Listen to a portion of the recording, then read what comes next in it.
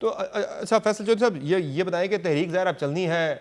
आज अलीमा खान साहिबा का एक ट्वीट आया, उन्होंने एक्स पर लिखा जी कि खान साहब के बेटों ने कासिम और सुलेमान में पाकिस्तान आने के लिए हाई कमीशन से रब्ता कर लिया। हाई कमीशन ने आगे से कहा जी कि हम वजारत दाखिला से पूछ कर आपको बताएंगे। तो बाद में हाई कमीशन का मौक़िफ़ भी आया है सामने कि यहाँ तो ऑनलाइन है सिस्टम वीज़ाज़ का, बंदा ऑनलाइन अप्लाई करता है, वीज़ा मिल जाता है। और ये क्यों इस तरह की बातें की जाती हैं? पहले ये भी कहा गया था अलीमा खान साहिबा की तरफ से ही कि कासिम और सुलेमान के पास तो नाइक ऑफ है, तो जब नाइक ऑफ है तो उन्हें तो वीज़ा लेने की जरूरत थी ही नहीं। जब वीज़ा की बात हुई है तो वो भी उनका मौक़िफ़, उसमें भी बड़ा झोल दिखाई दे रहा है।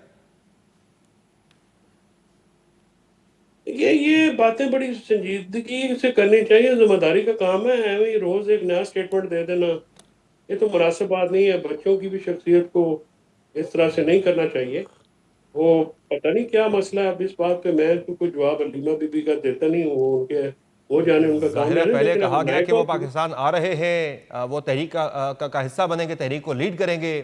फिर कहा गया नहीं, वो तहरीक का हिस्सा नहीं बनेंगे, वो सिर्फ जो है खान साहब से मुलाकात करेंगे। फिर बाद में मौके पाया कि वो पाकिस्तान आ ही नहीं रहे। और अब जो है एक नई आज डेवलपमेंट आई जी, करीमा खान साहब ने कहा वो आना चाह रहे हैं, हाई कमीशन से रब्ता किया, लेकिन वीज़ा मिलने में उन्हें दुश्वारी का सामना है। तो जब नाइक ऑफ है तो वीज़ा लेने की जरूरत बनती नहीं है। तो क्या वीज़ा इसलिए लिया जा रहा था कि ज़रा वो डुअल सिटीजन होंगे? अगर फिर नाइक ऑफ है कि वो कल को गिरफ्तार हो जाए तो फिर वो ये डिफेंस लेके बरतानवी शहरी है जनाब, उन्हें यहाँ से निकाला जाए। नहीं, गिरफ्तारी की तो कोई ऐसी हरकत करें या कोई वॉयलेशन करेंगे नहीं। वो तो बड़े डिसेंट बच्चे हैं।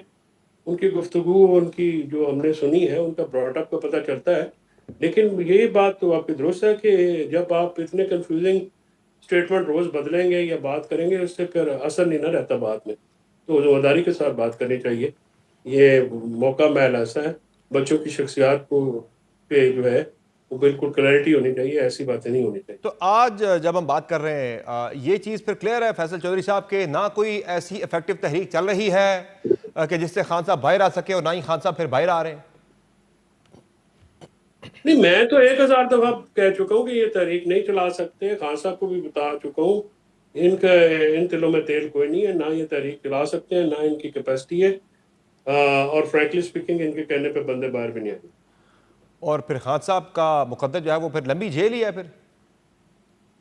देखिए, खान साहब का तो फिलहाल तो रिहाई मुश्किल है ना, कि फिलहाल तो कोई ना अदालतें पकड़ाई दे रही है ना कुछ और। तो इसके लिए तो हिकमत अमली सियासी अपनानी पड़ेगी ना जी। इससे तरीकों से मामला हल तो नहीं होगा यानी ना जी। हिकमत अमली फिर वो यही इसे है तो कि इसी हुकूमत के साथ बैठा जाए, डायलॉग किया जाए इसी के साथ, यानी जिस मुज़ाकराती इसके मेज से अलावा तरीके क्या साहब उठी थी वापस उसी पे बैठना पॉलिटिकल पड़ेगा। समर पॉलिटिकल पार्टीज के पास डायलॉग के अलावा कौन सा तैयार होता है? डायलॉग जी ही हाँ। होता है ना। वो तो करना पड़ेगा। आज नहीं करेंगे, साल बाद कर लेंगे। वो बात तो इन्हीं के साथ करनी यानी पड़ेगी। यानी आप एस्टैब्लिशमेंट की यानी क्यों जिस नहीं दिया मुज़ाकराती मेज क्या? से तरीके इंसाफ उठी थी चंद महीने पहले, वापस उसी पर लौटना पड़ेगा।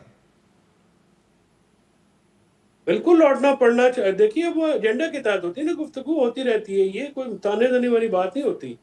ये तो बैठ के तो आप बात करते हैं। मजीद अपोजिशन को पहले साथ बनाए ना, अपनी आवाज को बुलंद करें, आवाज को स्ट्रेंथन करें। अकेले बैठने की क्या जरूरत है? आप भी पूरी अपोजिशन को साथ लेके बैठे, उनके साथ सही है। बैठे। आप हालात तो ये है कि इनसे इतनी बड़ी पार्टी है, तहरीक चलाने के लिए महमूद खान अटकजई साहब के कंधों पे जिम्मेदारी डाल रहे हैं। वो पाकिस्तान, वो पंजाब और केपी में वो क्या कर सकते हैं? कुछ भी नहीं कर सकते। उनका वो हल्का असर ही नहीं है। वो तो बलूचिस्तान में भी सिर्फ पश्तून बेल्ट को रिप्रेजेंट करते हैं, एक हल्के में। That's all. तो तरीके आईने तो ये पाकिस्तान इनका साथ क्यों ठीक है। तो फैसल तहरीक साहब, ये जो चलाने? ये जो ये जो 70 से 75 तरीके इंसाफ के अरकान की फहरिस्त जिसका जिक्र करते हैं अक्सर, बैरिस्टर गौर साहब के ये डिस्क्वालीफाई हो सकते हैं इन केसेस में अगर सजाएं होती हैं मजीद, तो फिर तहरीक इंसाफ के को क्या क्या करना चाहिए? इस तरफ इशारे भी अक्सर लोग दे भी रहे तहरीक इंसाफ की तरफ से कि शायद फिर तहरीक इंसाफ असम्बलियाँ छोड़ दे, असम्बलियों से बाहर आ जाए, इस सिस्टम से वो निकल जाए बाहर। हो सकता है ऐसा उससे क्या मुमकिन हो है, या आपको लग रहा है कि 10 बंदे भी रह गए तहरीक इंसाफ असम्बलियाँ कभी नहीं छोड़ेगी? उससे क्या होगा? उससे क्या फर्क पड़ेगा? वो तो बहुत सारे लोग तो इस्तीफा ही नहीं देंगे। ये तो उसका भी टाइमिंग नहीं है ना। समर उसकी टाइमिंग गुजर गई। जब आप 4 अक्टूबर 26 नवंबर को जब लाशें गिरी थी तब छोड़ते हैं ना, तब तो प्रेशर बन सकता था। अब तो सिस्टम वैसे ही आपको निकाल रहा है। तो आप तो उनकी ख्वाहिश पूरी करेंगे। और वैसे भी बहुत सारे लोग इनके कहने पर इस्तीफे नहीं देंगे। लोगों ने जो है वो पिछली असम्बलियां जो तोड़ी हैं, उसके बाद जो मामला हुआ है उसका शख्साना भुगत चुके हैं, और वो बहुत ज़्यादा मुखालफत है। तो गौर साहब की इस तजवीज़ को, और असद कैसर साहब की ये जो भी तजवीज़ उबैर नाजी ने भी दी है, इस तजवीज़ को कोई, मेरा नहीं ख्याल पार्टी के अंदर और बाहर से कोई सपोर्ट मिलेगी। सही हो गया। बहुत शुक्रिया फैसल चौधरी साहब, आपने प्रोग्राम में ज्वाइन किया। नाज़रीन, आपने गुफ्तगू मुलाज़ा की इमरान खान के वकील फैसल चौधरी की, जिनका कहना है कि मौजूदा जो क़यादत है पाकिस्तान तहरीक इंसाफ की, उसमें इतना दमखम नहीं कि वो एक कामयाब तहरीक चलाकर इमरान खान को रिहा करवा सके।